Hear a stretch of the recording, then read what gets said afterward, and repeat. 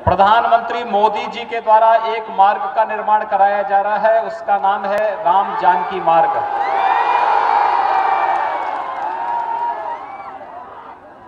जब ये मार्ग बन जाएगा तो सीतामढ़ी से अयोध्या की दूरी मात्र 5 से 6 घंटे के अंदर पूरी की जा सकती है। और अब तो अयोध्या में भगवान राम के भव्य मंदिर का निर्माण कार्य भी शुभारंभ हो चुका है। अब तो कोई संदेह न इधर होना चाहिए न उधर होना चाहिए, और इसलिए आप सबको मैं अयोध्या में भगवान श्री राम के भव्य मंदिर निर्माण के बधाई और शुभकामना देने के लिए मां जानकी के इस मायके में आप सबका अभिनंदन करने के लिए विशेष रूप से आपके बीच में आया हूं। हम सब जानते हैं बिहार विधानसभा चुनाव का ये अंतिम चरण में यहां चुनाव होना है। पहले चरण का चुनाव संपन्न हो चुका है, दूसरे चरण में कल चुनाव होना है, और तीसरे अंतिम चरण में 7 नवंबर को हम सबको भी, आप सभी लोगों को बिहार के भाग्य के निर्माण के लिए अपनी भूमिका के साथ आगे आना है। और इसलिए भाइयों बहनों, उत्तर प्रदेश की धरती से विशेष रूप से सीतामढ़ी क्षेत्र की जनता का आह्वान करने के लिए और अपील करने के लिए मैं आपके बीच यहां पर उपस्थित हुआ हूं। ये बिहार विधानसभा का ये चुनाव वैश्विक महामारी कोरोना के दौरान हो रहा है। कोरोना के खिलाफ देश की लड़ाई कितनी मजबूती के साथ प्रधानमंत्री मोदी जी के नेतृत्व में लड़ा जा रहा है, ये किसी से छुपा नहीं है। 135 करोड़ लोगों के जीवन को बचाना ये सामान्य बात नहीं है, और उसमें भी प्रधानमंत्री मोदी जी के द्वारा समय से लिए गए निर्णयों के कारण जिस प्रकार के नतीजे देश के सामने, दुनिया के सामने देश ने दिए हैं, पूरी दुनिया उस पर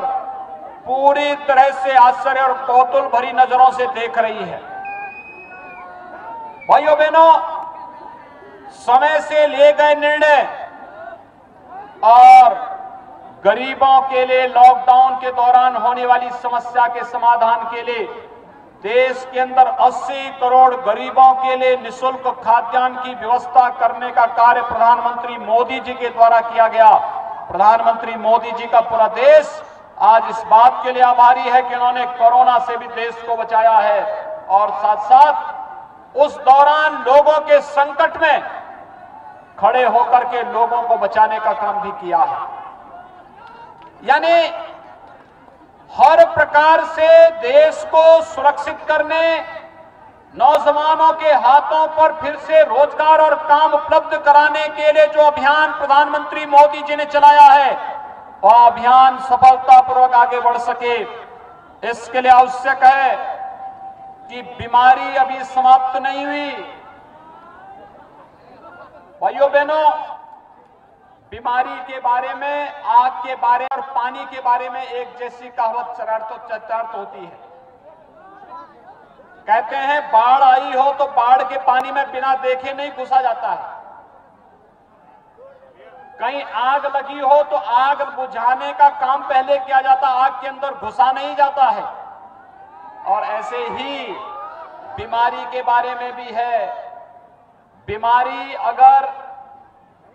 समाप्त नहीं हुई है तो सावधानी ही, बचाव ही सर्वोत्तम उपाय है। और बचाव के लिए 2 बातें प्रधानमंत्री जी ने कही हैं, एक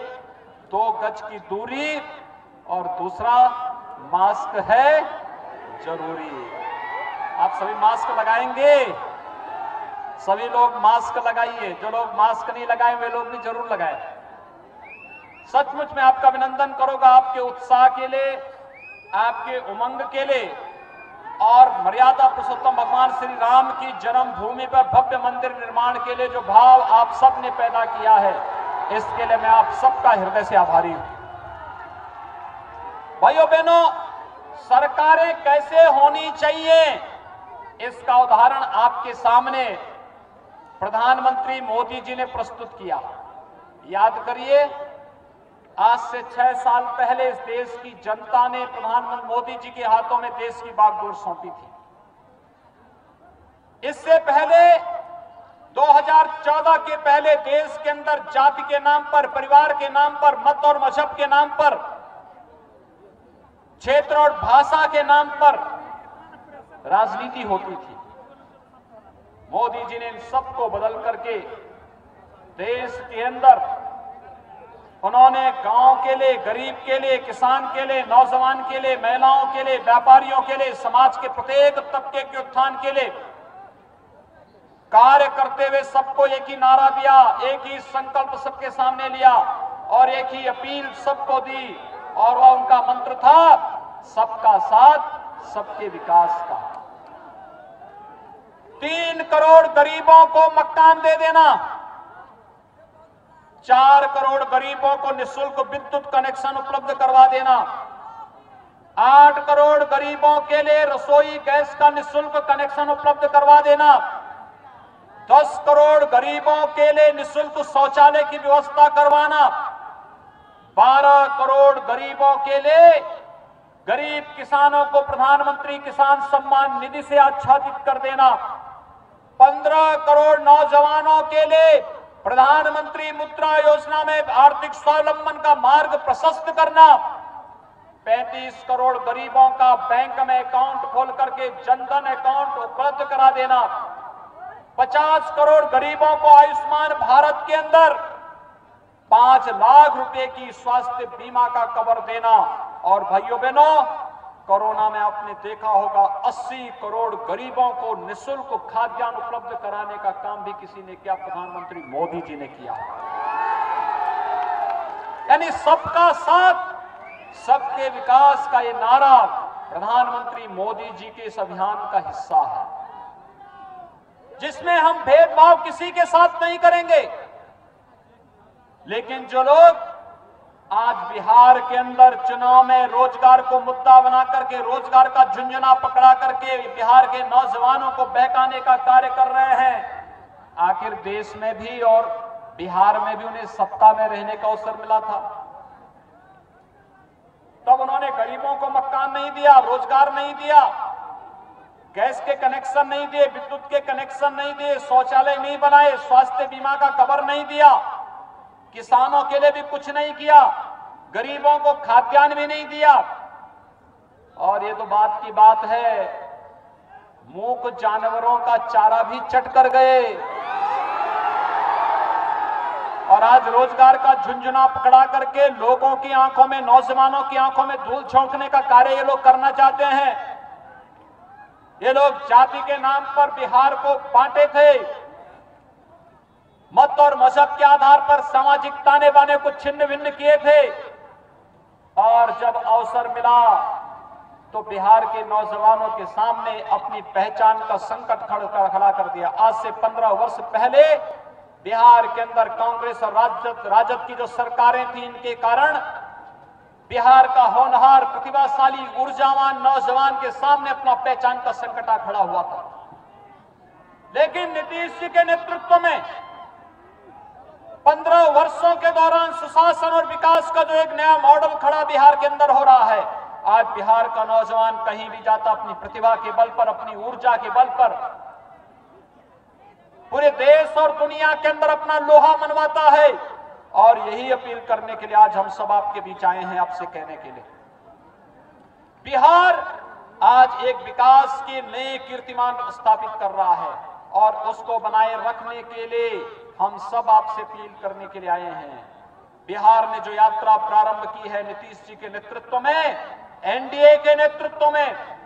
इसको सफलतापूर्वक आगे बढ़ाना है, जिससे हर बिहारी के चेहरे पर खुशहाली लाया जा सके, और राम जानकी मार्ग जैसे विकास की योजनाओं को आगे बढ़ा करके रामायण सर्किट को सफलतापूर्वक उत्तर प्रदेश के साथ साथ बिहार में भी सफलतापूर्वक आगे बढ़ाया जा सके।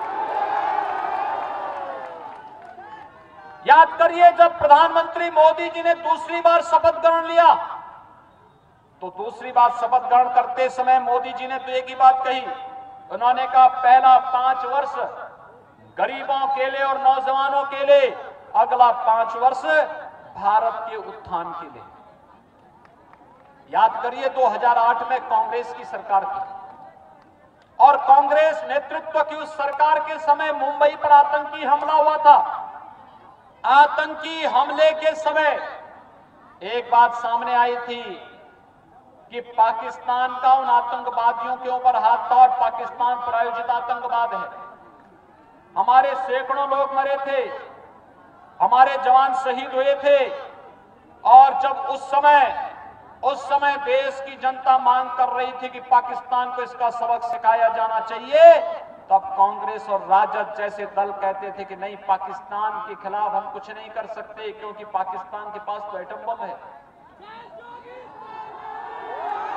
भाइयों बहनों, इनके लिए देश महत्वपूर्ण नहीं था, इनके लिए तो राजनीति और सत्ता महत्वपूर्ण थी। लेकिन पुलवामा में जब आतंकी हमला होता है, मोदी जी प्रधानमंत्री थे और मोदी जी ने तब भी कहा कि हमारे देश के जवान इसको उचित समय पर जवाब देंगे। और 1 महीने की समय सीमा पूरी नहीं हुई कि भारत के बहादुर जवान पाकिस्तान के अंदर घुस करके आतंकी कैंपों को पूरी तरह नष्ट करते हैं। और 3 दिन पहले टेलीविजन में आपने देखा होगा, 3 दिन पहले सभी टेलीविजन में आ रहा था,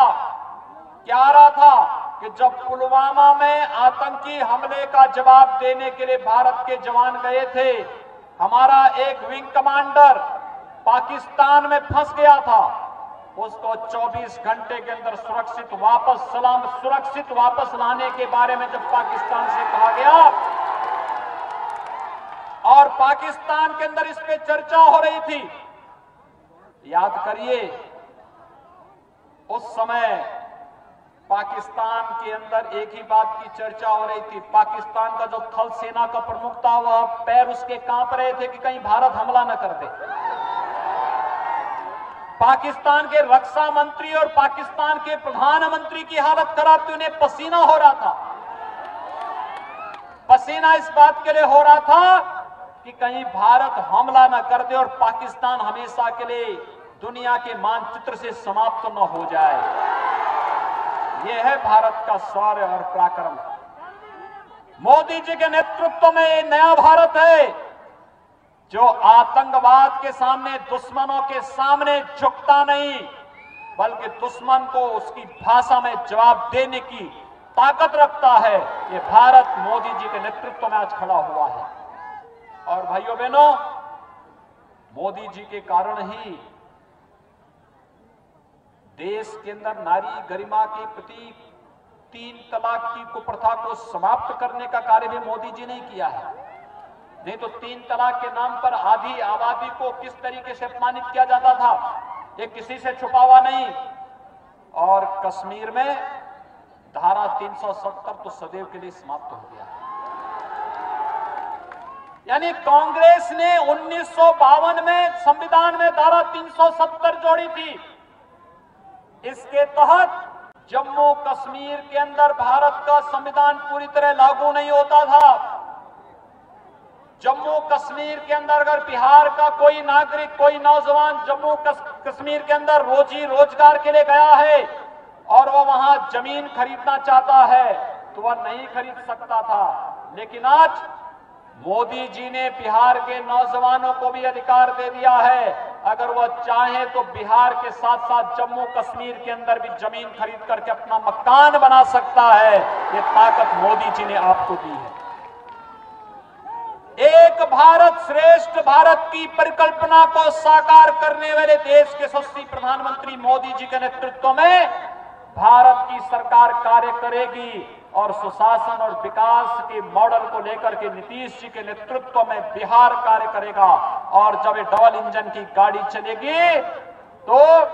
बिहार भी समृद्धि और खुशहाली के मार्ग पर चलेगा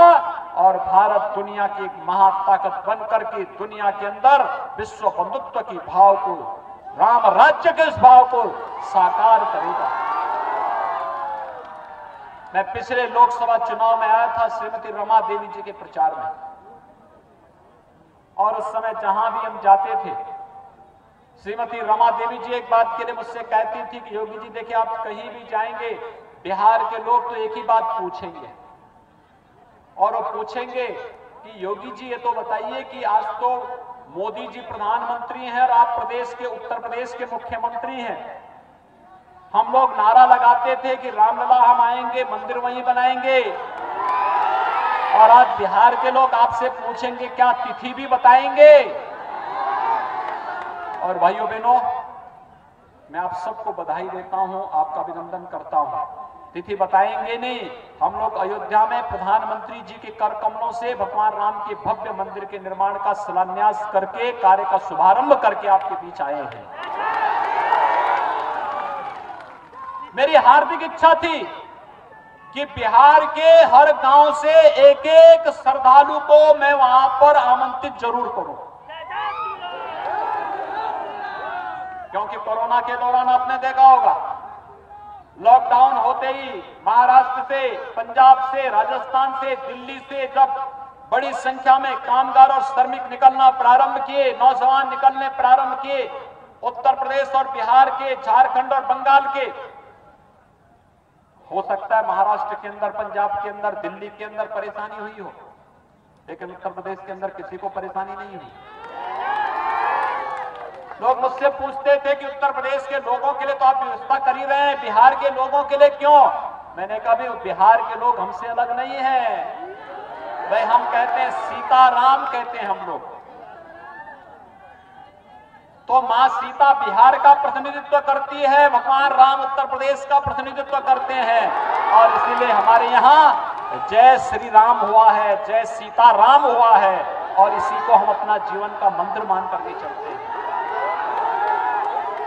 मां सीता के बगैर राम की पूर्णता नहीं मानी जाती है, और इसलिए बिहार के लोगों को भी उसी प्रकार की सुविधा मिलनी चाहिए जैसे उत्तर प्रदेश के नागरिकों को मिल रही है। और भाइयों बहनों, आपने देखा होगा उत्तर प्रदेश के अंदर किसी को कठिनाई नहीं हो रही थी, बड़ी खुशी के साथ लोग आते थे, रहते थे, उनकी सारी सुविधाएं वहां सरकार करती थी, किसी भी प्रकार की कोई दिक्कत किसी के सामने नहीं होने दी जाती थी। मोदी जी ने व्यवस्था की, ट्रेन भिजवाई, जगह जगह लोगों को सुरक्षा देने का कार्य किया गया, और आज भाइयों बहनों, जब 5 अगस्त 2020 को अयोध्या में भगवान राम के भव्य मंदिर निर्माण का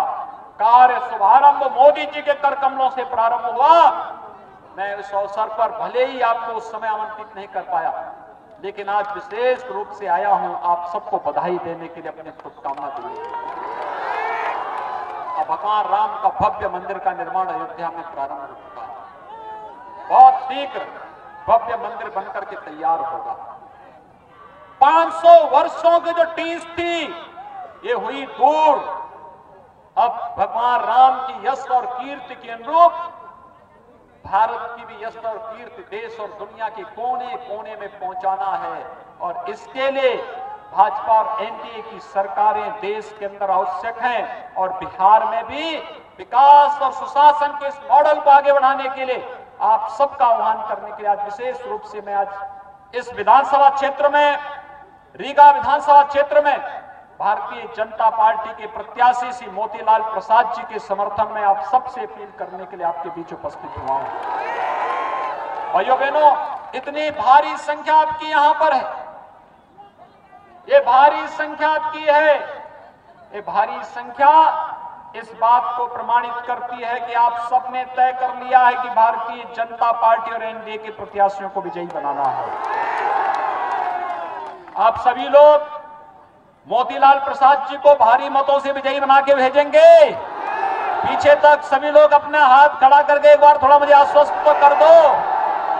सभी लोग इधर भी सभी लोगों से बोल रहा हूं,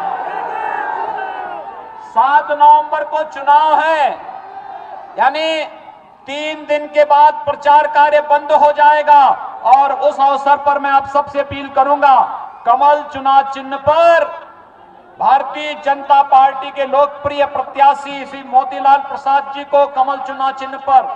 भारी मतों से विजयी बनाने की अपील करते हुए, आप सबसे अपील करते हुए मैं वाणी को देता हूं विराम। जय जय श्री राम।